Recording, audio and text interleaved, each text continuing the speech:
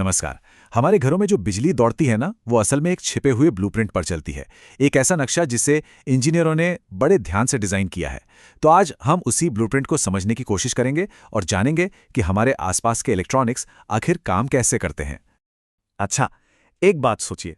कभी ऐसा हुआ है कि किचन में माइक्रोवेव चलाया और खट, ब्रेकर ट्रिप हो गया? पर मजे की बात यह है कि ऐसा होने पर पूरे घर की बत्तियां बंद नहीं होती, है ना? ये एक आम सी पहेली है जिसका जवाब सीधा हमारे घरों की वायरिंग के डिजाइन में ही छिपा हुआ है। तो चलिए किचन की इसी पहेली को सुलझाते हैं। इसका जो राज है ना, वो उन बुनियादी डिजाइन चॉइसेस में है जो कोई भी इंजीनियर एक घर की वायरिंग करते वक्त लेता है। और ये राज हमें मिलता है एक ब्लूप्रिंट में, जिसे हम कहते हैं सर्किट डायग्राम।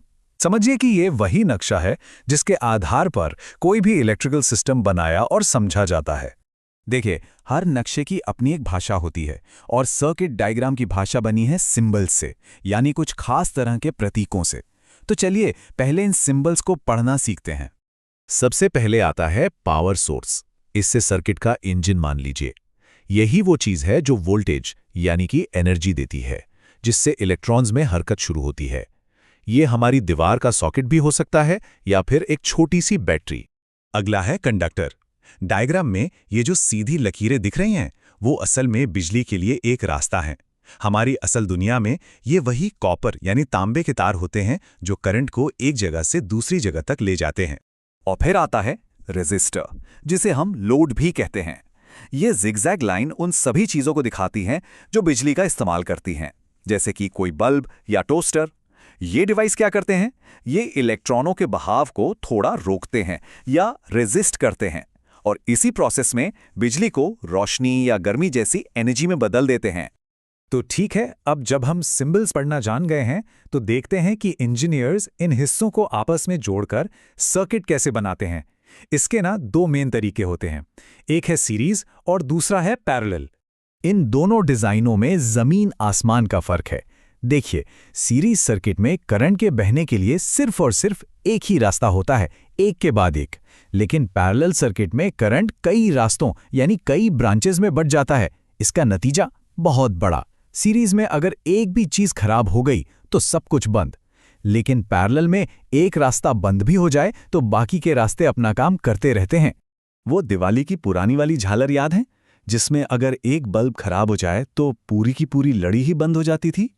वो सीरीज सर्किट का एक परफेक्ट एग्जाम्पल है।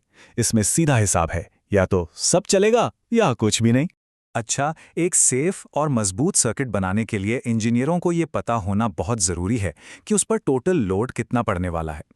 टेक्निकल भाषा में इसे इक्विवेलेंट रेजिस्टेंस या कुल प्रतिरोध कहा जाता है। सीरीज सर्किट में ये हिसाब लगाना अरे बहुत ही आसान है। बस लाइन में जितने भी रेजिस्टर्स लगे हैं, उनकी वैल्यूज को एक एक करके जोड़ दीजिए। जो टोटल आएगा वही है कुल रेजिस्टेंस। सिंपल। अब पैरेलल सर्किट का फॉर्मूला थोड़ा सा अलग है। यहाँ हर रास्ते का रेजिस्टेंस मिलकर टोटल लोड को कम कर देता है। ये देखने में थोड़ा कॉम्प्लेक्स लग सकता है, पर यकीन मानिए, इसी डिजाइन की वजह से हमारा पूरा सिस्टम इतना भरोसेमंद बनता है। जैसे एक उदाहरण लेते हैं। मान लीजिए हम 40, 100 और 200 ओम के 3 रेजिस्टर्स को पैरेलल में जोड़ते हैं, तो टोटल रेजिस्टेंस पता है कितना होगा? सिर्फ 25 ओम, जो कि उनमें से सबसे छोटे वाले से भी कम है। यही तो जादू है पैरेलल सर्किट का। जितने ज्यादा रास्ते उतना ही कम लोड। तो अब जब हम सीरीज और पैरेलल के बीच का फर्क अच्छे से समझ गए हैं, तो चलिए वापस अपनी किचन वाली पहेली पर चलते हैं। और जवाब बिल्कुल सीधा और साफ है। हमारे घरों में लगे सारे उपकरण, सारे अप्लायंसेस पैरेलल सर्किट में जुड़े होते हैं। यही वो जीनियस डिजाइन है जो सब कुछ इतने आराम से चलाता है। और ये डिजाइन इतना जबरदस्त क्यों है? क्योंकि पैरेलल वायरिंग में हर उपकरण अपनी मर्जी का मालिक है। वो आजाद है। मतलब अगर टोस्टर खराब हो भी गया तो माइक्रोवेव को कोई फर्क नहीं पड़ेगा, वो चलता रहेगा। सबको बराबर का वोल्टेज मिलता है। और सबसे जरूरी बात, एक जगह पर हुई गड़बड़ी से पूरे घर की बिजली गुल नहीं होती। मतलब ये एक मजबूत और सेफ सिस्टम है। तो अगली बार जब घर में कोई स्विच ऑन करे, तो एक पल के लिए उस अदृश्य ब्लूप्रिंट के बारे में जरूर सोचिएगा जो पर्दे के पीछे चुपचाप अपना काम कर रहा है। और ये भी सोचिएगा कि ऐसे और कौन-कौन से अदृश्य नक्शे हैं जिन पर हमारी ये पूरी दुनिया चल रही है।